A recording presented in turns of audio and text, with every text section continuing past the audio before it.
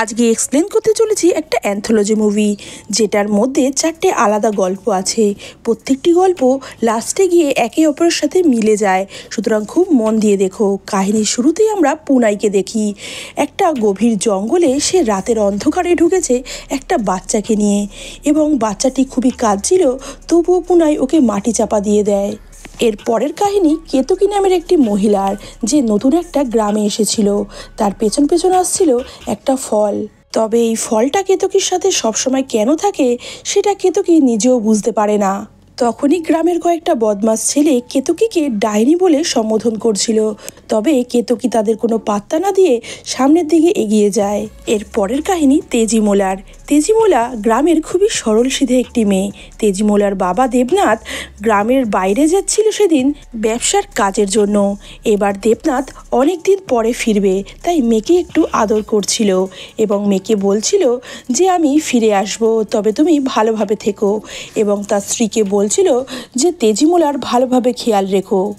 দেবনাথের স্ত্রী স্নেহী তেজিমোলাকে একদম পছন্দ করতে পারে না, কারণ এটা ছিল দেবনাথের দ্বিতীয় স্ত্রী। তেজিমোলার মা মারা যাওয়ার পর দেবনাথ তাকে দেখাশোনা করার জন্য বিয়ে করেছিল স্নেহীকে। দেবনাথ গ্রাম ছেড়ে যখন চলে যাচ্ছিল নৌকায় বসে, তেজিমোলা বলছিল যে তারও খুব ইচ্ছা হয় নৌকোয় চড়ে বিভিন্ন জায়গায় ঘুরে বেড়াতে। তবে তখনই স্নেহী তাকে ঠাস করে থাপ্পড় মারে এবং বলে যে অনেক কাজ পড়ে আছে, ভিতরে আসো। যেটা দেখে তেজিমোলা খুবই অবাক হয়ে যায়, কারণ তার বাবা ততক্ষণে অনেক দূর চলে গেছে। সে কাউকে কিছু বলতেও পারছিল না। তেজিমোলাকে দিয়ে বাড়ির সমস্ত কাজ করা ছিল স্নেহী। তখনই তেজিমোলার বান্ধবী তাকে ডাকতে আসে খেলার জন্য। তেজিমোলার তার সাথে যাওয়ার খুব ইচ্ছে হচ্ছিল। তখনই সে তার মায়ের কাছে জানতে চায় সে কি যেতে পারে। স্নেহী তাকে ভেতরে ডাকে এবং তেজিমোলা ভেতরে যেতে না যেতেই তাকে টেনে হিঁচড়ে খুবই মারধর শুরু করে, এবং তার বান্ধবীকে লাঠি দেখালে সে ভয়ে সেখান থেকে পালিয়ে যায়। গ্রামের বাইরে গভীর জঙ্গলের সামনে এক ধনবান জমিদারকে দেখানো হয় যে কারোর একটা অপেক্ষা করছিল। তখনই কয়েকজন হাতে করে কিছু একটা নিয়ে আসে এবং তার গাড়িতে তুলে দিলে সে সেটা নিয়ে চলে যায়। এরপর ওই জমিদারের স্ত্রী ধনেশ্বরীকে দেখানো হয় যে হাঁস কিনছিল এক ব্যক্তির কাছ থেকে। তখনই তার বাড়ির কাজের লোক এসে খবর দেয় যে তার স্বামী ফিরে এসেছে। এই কথা শুনে ধনেশ্বরী হাঁসগুলোকে রেখে দিয়ে চলে যেতে বলে ওই ব্যক্তিকে। ধনেশ্বরী যখন তার স্বামীর সাথে দেখা করতে যাচ্ছিল, সেখানে এক মা এবং মেয়েকে দেখানো হয়, যারা পুরো ঘটনাটাই দূর থেকে দাঁড়িয়ে দেখছিল। ধনেশ্বরী বরণের জিনিসপত্র নিয়ে এগিয়ে যায় তার স্বামীর দিকে। তার স্বামী ইশারা করে বলে সে যা বলেছিল সে সেটাই এনেছে, যেটা শুনে ধনেশ্বরী খুবই আনন্দ পায় এবং বরণ করে সেই জিনিসটাকে ঘরে তোলে। আর এখানে আমরা জানতে পারি যে জগন্নাথ অর্থাৎ ধনেশ্বরীর স্বামী যা নিয়ে এসেছে সেটা হলো অজগর। জানলার ভেতর থেকে ধনেশ্বরীর মেয়ে বনলতিকাকে দেখানো হয়, যে পুরো ঘটনাটাই দাঁড়িয়ে দাঁড়িয়ে দেখছিল, এবং বনলতিকার সাথেই এই অজগরের বিয়ে দেওয়ার কথা। বেশ অনেকটা রাত হয়েছিল। তেজিমোলা তার গায়ে লাগা সেই ব্যথার চিহ্নগুলো স্পষ্ট, এবং কাঁদতে কাঁদতে রাতে বসে সেঁক দিচ্ছিল তেজিমোলা। তখনই তার মা স্নেহী সেখান থেকে বেরিয়ে যায় এবং গভীর অরণ্যের মধ্যে একটা ছোট্ট ডোবা পার করে নৌকায় বসে, এবং সেখানে দেখানো হয় অপর পারে এক ভয়ঙ্কর দানবের মতো ব্যক্তি নৌকাটা টেনে তার দিকে নিয়ে যায়। প্রথমেই স্নেহীর কাছে সে জানতে চায় তার স্বামীর কথা। স্নেহী বলে তার স্বামী ব্যবসার কাজে অন্য গ্রামে গেছে এবং অনেক দিন পরে এবার ফিরবে, এবং জানায় যে তেজিমোলাকে তার স্বামী রেখে গেছে তার উপর নজর রাখার জন্য। একথা শুনে ওই দানবের মতো ব্যক্তি স্নেহীকে বুদ্ধি দেয় কিভাবে তেজিমোলাকে নিজের রাস্তা থেকে সরিয়ে ফেলা যায়। তারপর দুজনে ঘনিষ্ঠ হয়। এরপর কেতকীকে দেখানো হয় যে সারা দিন কাজ করার পর রাতে খেতে বসেছে, তবে খাওয়ার সময় সে খাওয়ার দিকে কম এবং ওই ফলের দিকেই মন দিয়ে বসেছিল। খাওয়া শেষ হলে কেতকী শুতে যায় এবং মাথার সামনে একটা ঝুড়ির মধ্যে ওই ফলটাকে সে রেখে দেয়। অনেক রাত হয়ে গেছিল, তাই জগন্নাথ ঘুমাতে চলে যায়। এদিকে তার স্ত্রী ধনেশ্বরীকে দেখানো হয় যে ঘরে ওই অজগরটাকে রাখা হয়েছিল, একটা হাঁস হাতে করে নিয়ে সেই ঘরে ঢোকে ধনেশ্বরী এবং জামাই আদরে অজগরকে ওই হাঁসটা উপহার দেয় এবং বারংবার খাওয়ার জন্যে অনুরোধ করে।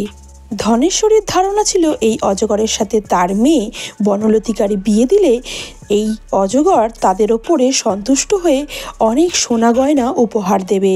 তাই জন্য তাকে এতটা আদর যত্ন করছিল ধনেশ্বরী।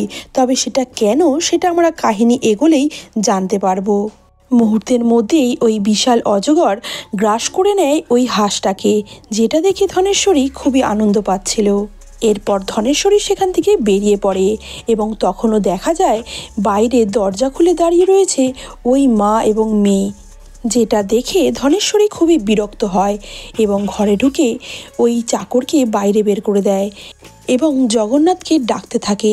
জগন্নাথ একটু তাকালেই ধনেশ্বরী তাকে বলে যে বিয়ের দিন ওই মা মেয়ে যাতে অন্য জায়গায় চলে যায়, সে বিয়ের দিন ওদের এখানে দেখতে চায় না। জগন্নাথ মাথা নেড়ে সায় দেয় ধনেশ্বরীকে। এদিকে এই রাতের অন্ধকারে পুনাইকে আবার দেখানো হয়, সে আবার মাটি খুঁড়ছিল এবং আরেকটি বাচ্চাকে এনে সেই মাটির তলায় চাপা দিয়ে দেয়। তবে পুনাই বারংবার একই কাজ কেন করছিল এবং এই বাচ্চাটাই বা কার, সেটা কাহিনী এগোতেই আমরা জানতে পারবো।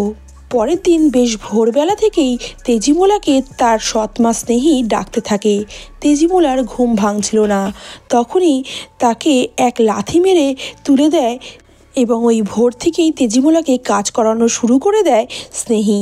তেজিমোলা একটু সাহস করেই স্নেহীর কাছে জানতে চায় সে তেজিমোলাকে এতটা অপছন্দ কেন করে, যেটা শুনে স্নেহী আরও রেগে যায় এবং তাকে মারতে শুরু করে। বলে, তোর বাবা আমাকে বিয়ে করে এনেছিল তোকে দেখার জন্য, কিন্তু আমি মনে করেছিলাম বিয়ে করে হয়তো আমার জীবনটা পাল্টে যাবে। তোর বাবার এত সম্পত্তি, তাই আমি হয়তো এখানে রানীর মতো থাকবো, কিন্তু সেটা হয়নি।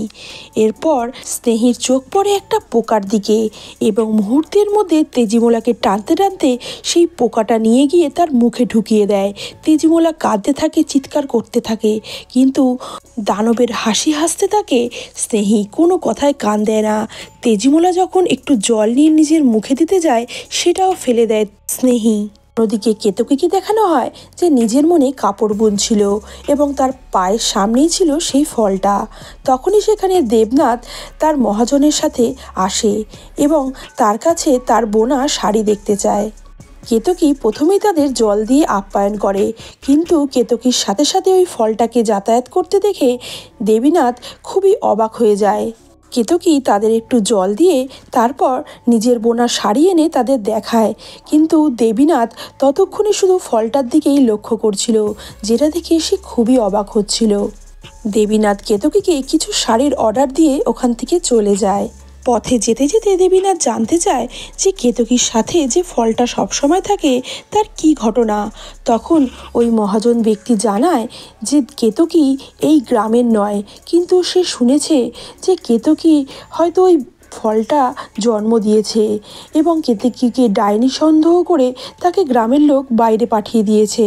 তারপর কেতকী এই গ্রামে আসে, তবে কেতকীর হাতের কাজ খুবই ভালো, তাই জন্য তার থাকা খাওয়ার কোনোই অভাব হয় না কখনো। অন্যদিকে সকালে উঠেই চম্পাবতী এবং তার মায়ের কাছে আসে জগন্নাথ এবং তাদের বলে যে বনলতিকার বিয়ের দিন তারা যেন এখানে না থাকে, যেটা শুনে চম্পাবতী এবং তার মা খুবই রাগ করে। আসলে এরাই হচ্ছে জগন্নাথের প্রথম স্ত্রী এবং কন্যা। জগন্নাথের প্রথম স্ত্রী বারংবার তাকে বোঝানোর চেষ্টা করে তারা যেটা করছে খুবই ভুল করছে। আর এখানে একটা ঘটনা বলে রাখা দরকার, জগন্নাথের প্রথম কন্যা চম্পাবতী ছোটবেলায় যখন একবার খেলা করছিল, তখন তার সামনে এসে গেছিল একটা মায়াবী অজগর এবং সে নিজের থেকেই চম্পাবতীকে বিয়ে করবে বলে প্রস্তাব দিয়েছিল। এবং তারা যখন চম্পাবতীর সাথে তার বিয়ে দেয়, তারপরেই ওই অজগর তাদের অনেক ধনসম্পত্তি সোনা গয়না দিয়েছিল এবং যেই সোনা গয়না নিয়েই জগন্নাথ এত বড়লোক হয়েছে। জগন্নাথের প্রথম স্ত্রী তাকে বারংবার বোঝানোর চেষ্টা করে তারা যেটা করছে সেটা ভুল, কারণ ওই অজগর মায়াবী ছিল, কিন্তু এরা যেটা করছে জঙ্গল থেকে যে কোনো অজগর ধরে এনে তার মেয়ের বিয়ে দিচ্ছে, এটা ঠিক নয়। তবে তখনই সেখানে ধনেশ্বরী চলে আসে এবং জগন্নাথকে ঘরে ডেকে নেয়। আসলে ধনেশ্বরী খুবই লোভী মহিলা ছিল, তাই সেও চেয়েছিল চম্পাবতীর মতো বনলতিকাকে অজগরের সাথে বিয়ে দিতে, যার ফলে সে অনেক গয়নাগাটি পাবে। ধনেশ্বরী জগন্নাথকে দুর্বুদ্ধি দিয়ে চম্পাবতী এবং তার মাকে ছোট্ট একটা কুটিরে থাকতে বাধ্য করেছিল। কেতকীর কাপড়গুলো তৈরি হয়ে গেলে সে মহাজনের কাছে যায় সেগুলো দিয়ে আসতে। তখন মহাজন সেই কাপড়গুলো রেখে কেতকীকে টাকা দেয় এবং কেতকী দেখে যে অনেকটা বেশি টাকা তাকে দেয়া হয়েছে। কেতকী খুবই অবাক হয়ে জানতে চায় এত বেশি টাকা তাকে দেয়া হয়েছে কেন। তখন ওই মহাজন তাকে জানায় যে দেবীনাথ তাকে বেশি টাকা দিয়ে চলে গেছে। অন্যদিকে আমরা দেখি বনলতিকার বিয়ের নিমন্ত্রণ করতে তেজিমোলার বাড়িতে আসে বনলতিকার বাড়ির কাজের মহিলা এবং পান সুপারি দিয়ে নিমন্ত্রণ করে যায় তেজিমোলাকে তার বান্ধবীর বিয়েতে যাওয়ার জন্য। তবে স্নেহী অজগরের সাথে বিয়ে দেওয়ার কথা শুনে একটু ঠাট্টাই করে তার ওপর। অন্যদিকে দেবীনাথ বসে গ্রামের নাচের দলের নাচ দেখছিল। তখনই সেখানে আসে কেতকী। কেতকী এসে অতিরিক্ত টাকাটা ফেরত দেয় দেবীনাথকে। দেবীনাথ কেতকীর কাছে ওই ফলটা সম্পর্কে জানতে চাইলে কেতকী তাকে এড়িয়ে যেতে চায়। তবে দেবীনাথ বলে যে ব্যবসার কাজে তাকে বিভিন্ন জায়গায় যেতে হয় এবং বিভিন্ন রকমের ঘটনার কথা সে জানে। কেতকীকে সে বলে তোমার সাথে যে ফলটা ঘুরে বেড়ায় সেটা হতে পারে কোনো মায়াবী ফল, আবার হতে পারে কোনো শিশু। কেতকী তার কথা শুনে খুবই অবাক হয় এবং তাকে জানায় যে এই ফলটাকে সে জন্ম দিয়েছে। তারপরে তার স্বামী তাকে বাড়ি থেকে বের করে দেয়। তার স্বামী তাকে বলেছিল তার নিজের সন্তান দরকার, কোনো গাছের ফল নয়, এই বলে তাকে বাড়ি থেকে বের করে দেয় এবং যাওয়ার সময় ওই ফলটাকেও তার সাথে ছুঁড়ে ফেলে দেয়। তারপর থেকেই ওই ফলটা তার সাথেই যাচ্ছে। কেতকী নিজেও জানে না ওই ফলটা তার সাথে কিভাবে যায়। কেতকী সেদিন নদী পার হয়ে গেলেও ওই ফলটাও নদী পার হয়ে কেতকীর সাথে সাথেই গেছিল সেদিন। তারপর থেকে কেতকী সবসময় ওই ফলটাকে নিজের সাথেই রাখে।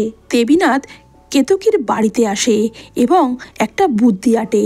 আজ রাতে কেতকী নিজের মতো শুয়ে পড়ে এবং দেবীনাথ ওই ফলটাকে একটা ঝুড়ির মধ্যে রাখে এবং তার পাশে আটা দিয়ে একটা রেখা তৈরি করে দেয়।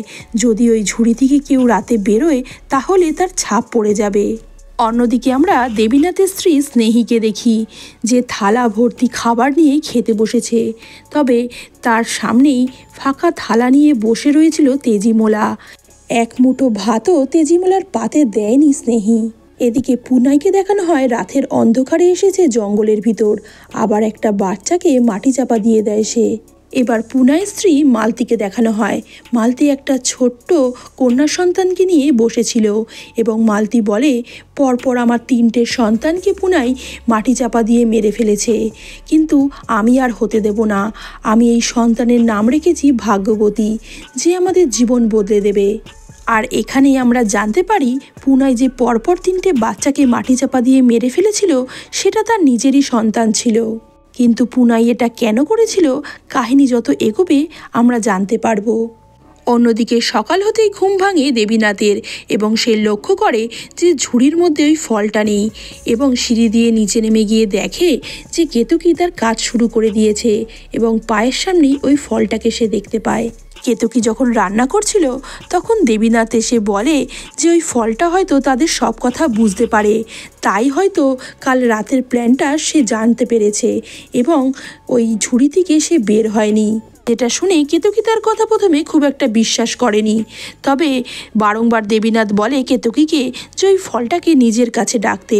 কেতকী তার কথাটা বিশ্বাস না হলেও ওই ফলটাকে সে নিজের কাছে ডাকতেই ফলটা তার কাছে চলে আসে, যেটা দেখে কেতকীও খুব অবাক হয়। এরপরে ওই ফলটাকে নিচে রেখে তারা উপরে কথাবার্তা বলছিল। তারা বলে আমি জোরে জোরে বলবো যে তুমি এখানে নেই, কোথাও ঘুরতে গেছো, দেখি তো ফলটা কথা শোনে নাকি।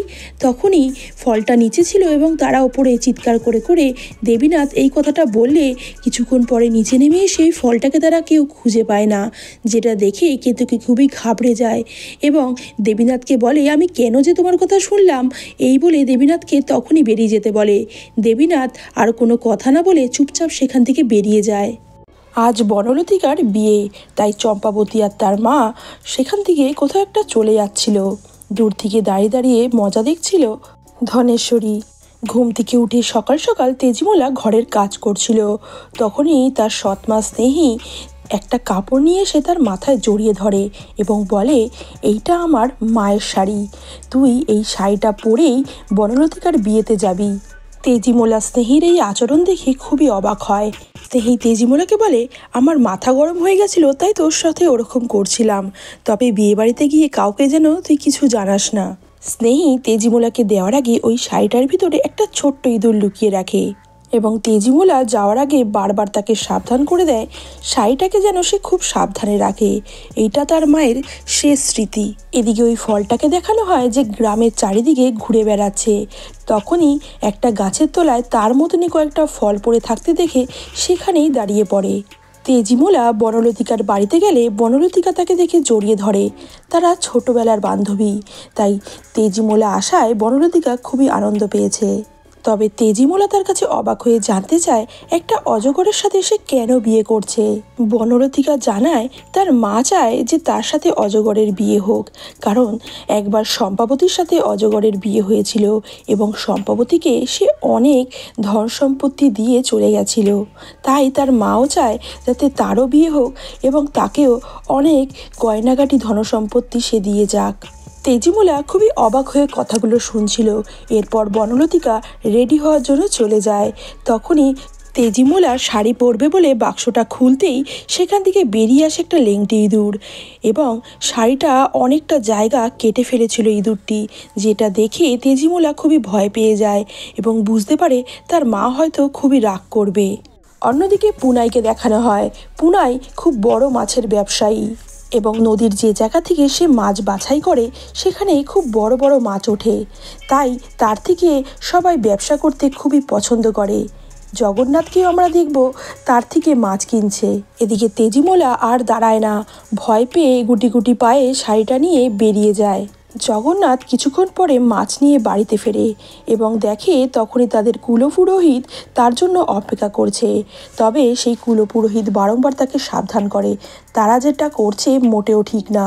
অজগরের সাথে তারা কেন নিজের মেয়েকে দিচ্ছে বিয়ে, এটাতে তারা খুবই বিপদে পড়তে পারে। জগন্নাথ কি করবে কিছুই বুঝতে পারছিল না, চুপ করে দাঁড়িয়েছিল।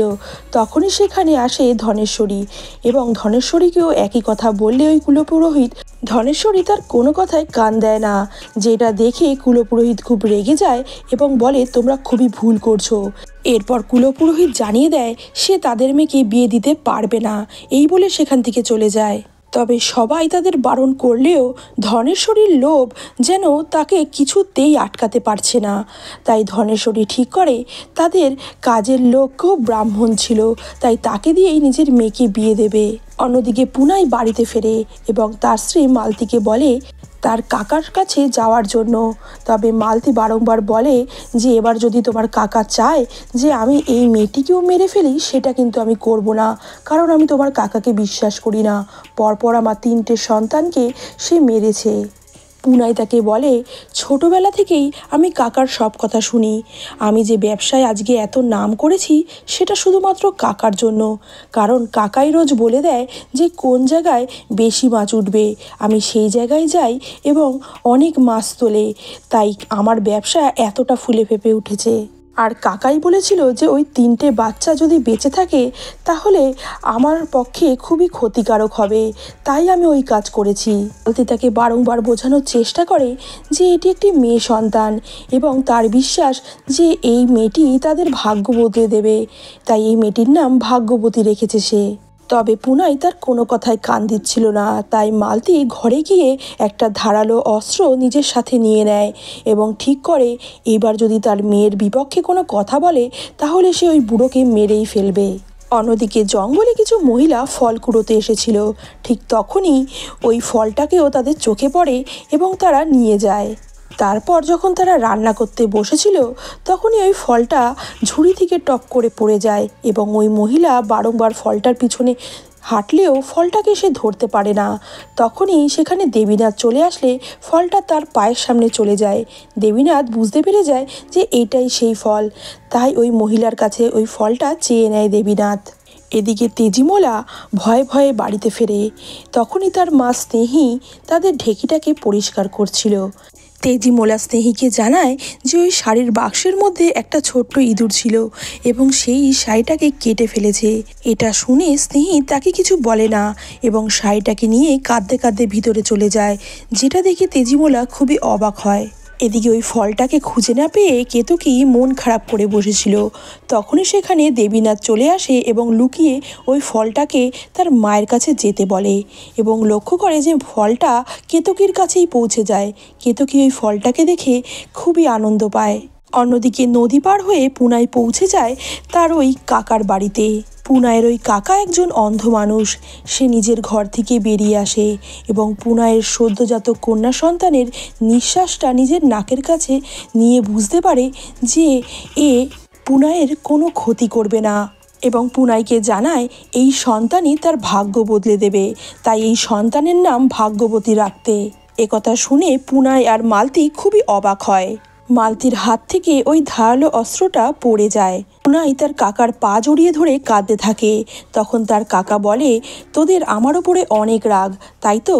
যদি আমার কথা এখনও তোদের বিশ্বাস না হয়, আজ রাতে গিয়ে যেখানে ওই বাচ্চাগুলোকে তোরা রেখেছিস সেখানে যাস এবং দেখিস ওই বাচ্চারা কি কথা বলে। এরপরে কাকা পুনাইকে আশীর্বাদ করে ঘরে চলে যায় এবং মালতী আর পুনাই বাচ্চাটাকে জড়িয়ে ধরে কাঁদতে থাকে। মহা সমারোহে বনলতিকার বিয়ে দিতে বসে তার বাবা। জাঁকজমক করে অজগরের পালকিটাকেও বিয়ের আসরে নিয়ে আসা হয়। যেন তেন প্রকারে বিয়েটাও হয়ে যায় বনলতিকার। কেতকী আজ খুব ভালো ভালো খাবার রান্না করেছে। তবে রান্না হওয়ার পরে একটা পাতায় খাবারগুলো বেড়ে আলাদা করে রেখে দেয় এবং কাঁদতে কাঁদতে ওই ফলটার দিকে তাকিয়ে বলে, আমি কত ইচ্ছে করে তোর জন্য আজকে রান্না করলাম, তুই একটুও খাবি না? আমি শুধু চাই তুই একবার আমাকে মা বলে ডাক, আর কিচ্ছু চাই না। এই বলে কাঁদতে থাকে কেতকী। কাঁদতে কাঁদতে খাওয়ার ফেলেই কেতকী শুতে চলে যায়। অন্যদিকে স্নেহীকে দেখানো হয় যে নাটক করে কাঁদছিল আর তার মায়ের শাড়িটা ছিঁড়ে আগুনের মধ্যে দিচ্ছিল। দূর থেকে দাঁড়িয়ে তেজিমোলা সবটা দেখছিল এবং খুব ভয়ে ভয়ে ছিল সে। এদিকে দেবীনাথ কেতকীর ঘরের বাইরে চুপ করে বসে অপেক্ষা করছিল। তখনই একটা শব্দ শুনতে পায়। কেতকীরও ওই শব্দে ঘুম ভেঙে যায়। তখনই সে লক্ষ্য করে ওই ঝুড়িটা নড়ছিল এবং যেটা দেখে কেতকী খুবই অবাক হয়ে যায়। তবে চুপ করেই শুয়ে শুয়ে সবটা দেখছিল কেতকী। তখনই কেতকী লক্ষ্য করে ওই ঝুড়ি থেকে ছোট্ট দুটো হাত বেরিয়ে এসেছে। এদিকে অত রাতে স্নেহী তেজিমোলাকে দিয়ে কাজ করাচ্ছিল। তেজিমোলা খুবই ভয় পেয়েছিল, কারণ সেই কাপড়টা ছিঁড়ে গেছিল। তবে এত রাতে তার কাজ করতে ভালো লাগছিল না, তাই একটু আনমনা হয়েই কাজ করছিল। তখনই স্নেহী খুবই রেগে গিয়ে তার হাতটা পিষে দেয় এবং জোরে জোরে ঢেকিটা চালাতে থাকে। তখনই তেজিমোলা হাতটা বের করতে গেলে তেজিমোলার মাথাটাও সে পিষে দেয় ঢেকিতে এবং নির্মমভাবে মারতে থাকে তেজিমোলাকে। এদিকে বনলতিকা ওই অজগরের সাথে থাকতে ভয় পাচ্ছিল। তখনই তার মা তাকে বলে, ভয় পাস না, আমি বাইরেই শুয়ে আছি, কিচ্ছু হবে না। এই বলে বাইরে শুতে চলে যায়। ঘুমের মধ্যে ধনেশ্বরীর স্বপ্ন দেখছিল যে ওই অজগর তার মেয়েকে অনেক ধনসম্পত্তি দিয়েছে। এদিকে তখনই বনলতিকা তার মাকে বারংবার বলতে থাকে তার খুবই ভয় করছে। তবে ঘুমের মধ্যে ধনেশ্বরী তার মেয়েকে বলতে থাকে যে ভয়ের কি আছে, ও শুধুমাত্র তোকে আদর করবে। তবে ওই অজগর ততক্ষণে বনলতিকাকে জড়াতে শুরু করেছে। এদিকে কাকার কথা মতো পুনাই তার স্ত্রীকে নিয়ে জঙ্গলের সেই জায়গায় আসে যেখানে ওই তিনটে বাচ্চাকে মাটি চাপা দিয়েছিল। তখনই রাতের অন্ধকারে ওই মাথার খুলিগুলো আস্তে আস্তে মাটি ফুঁড়ে বেরোতে থাকে এবং তারা একে অপরের সাথে আলোচনা করতে থাকে যে 14 বছর হলেই বাবা মাকে মেরে তাদের সমস্ত সম্পত্তি আমরা নিজের নামে করে ফেলতাম, কিন্তু সেটা হলো না। এদিকে শুয়ে শুয়ে কেতকী অবাক হয়ে দেখছিল ঘটনাটা। নিজের দুচোখে যেন কেতকী বিশ্বাস করতে পারছিল না। ঝুড়ি থেকে একটা ফুটফুটে বাচ্চা নিমেষের মধ্যে বেরিয়ে আসে। এদিকে পুনাই লক্ষ্য করে সে যেই জায়গাগুলোতে বাচ্চাগুলোকে মাটি চাপা দিয়েছিল সেখান থেকেই একে একে তিনটে শিশুর খুলি বেরিয়ে আসে এবং তিনটে বাচ্চাই একই কথা বলছিল যে তারা ভেবেছিল তার বাবা মাকে মেরে ফেলবে। যেটা শুনে পুনাই আর তার স্ত্রী দুজনেই খুব অবাক হয়ে যায় এবং মালতী ক্ষমা চায় পুনাইয়ের কাছে তার কাকাকে সন্দেহ করার জন্য। এদিকে বনলতিকা বারংবার কাঁদতে কাঁদতে তার মাকে আওয়াজ দিলেও তার মা ধনেশ্বরী লোভের স্বপ্নে এমন মগ্ন হয়ে রয়েছে যে তার ঘুমই ভাঙে না, এবং ঘুমের মধ্যেই সে বারংবার বলতে থাকে, কিচ্ছু হবে না, দেখবি অনেক সোনা গয়না তোকে উপহার দিয়ে যাবে ও। অজগররূপী মৃত্যু যেন বনলতিকার মুখের সামনে এসে দাঁড়িয়েছে তখন। অন্যদিকে ছোট্ট একটি শিশু বেরিয়ে আসে সেই ঝুড়ি থেকে, তবে কেতকী দেখেও না দেখার ভান করে শুয়েছিল। বাচ্চাটি ঝুড়ি থেকে বেরিয়ে সোজা চলে যায় কেতকীর রান্না করা খাবারের দিকে এবং চুপি চুপি খাবারগুলো খেতে থাকে। কেতকী অবাক হয়ে দেখতে থাকে সেই দৃশ্য। এদিকে বনলতিকাকে পূর্ণরূপে গ্রাস করছে ওই অজগর, তাই আর কোনো সাড়া শব্দ দিতে পারছে না বনলতিকা। তখন তার মা মনে করে অজগর হয়তো তাকে আদর করছে, তাই সেও চুপ করে ঘুমিয়ে পড়ে। এদিকে সানন্দে খাবার খাচ্ছিল ওই ছোট্ট শিশুটি। তখনই সেখানে দেবীনাথ দরজা খুলে চলে আসে এবং ইশারা করে কেতকীকে চুপ করে থাকতে বলে। শিশুটি ওই খোলসের ভিতরে আবার ঢোকার আগে দেবীনাথ গিয়ে ওই খোলসটাকে নিয়ে আগুনে জ্বালিয়ে দেয়। তখনই ওই উলঙ্গ শিশুটি চিৎকার করতে থাকে, কাঁদতে থাকে এবং ছুটে গিয়ে লুকিয়ে পড়ে ঘরের এক কোণে। কেতকী খুবই ঘাবড়ে গেছিল, কি করবে কিছুই বুঝতে পারছিল না। তখনই একটা কাপড় নিয়ে দৌড়ে যায় ওই শিশুটির কাছে। অন্যদিকে রাতের অন্ধকারে স্নেহী তেজিমোলার দেহটাকে নিয়ে মাটি চাপা দিয়ে দেয়। তখন সেখানে সেই মানবরূপী দানবও ছিল। এদিকে কাঁদতে কাঁদতে শিশুটি ঘুমিয়ে পড়লে কেতকী মাতৃস্নেহে তাকে জড়িয়ে ধরে। পরের দিন সকাল হতেই দেবীনাথ বাচ্চাটিকে আদর করে সেখান থেকে বেরিয়ে পড়ছিল। তখন কেতকী তাকে থাকতে বললে দেবীনাথ জানায় তার জন্যে তার ছোট্ট মেয়ে অপেক্ষা করছে। অনেক দিন হয়ে গেল মেয়েটাকে চোখের দেখা দেখেনি, তাই আজ তাকে যেতে হবেই। এই বলে সেখান থেকে বেরিয়ে পড়ে দেবীনাথ। পরের দিন এক ভয়ঙ্কর দৃশ্য দেখানো হয় বনলতিকার ঘরে, যেখানে বনলতিকাকে পূর্ণরূপে গ্রাস করেছে ওই অজগর। তারপরে খাটের তলায় ঢুকে পড়েছে, কিন্তু সেখান থেকে বেরোতে পারছে না। তখনই তাদের বাড়ির এক ভৃত্য ধারালো অস্ত্র দিয়ে অজগরের পেটটা ফালা করতেই বনলতিকার হাত বেরিয়ে আসে, যেটা দেখে পাথরের মতো হয়ে যায় বনলতিকার মা ধনেশ্বরী। অন্যদিকে পুনাই আর মালতী কাকার কাছে গিয়ে ক্ষমা চায়।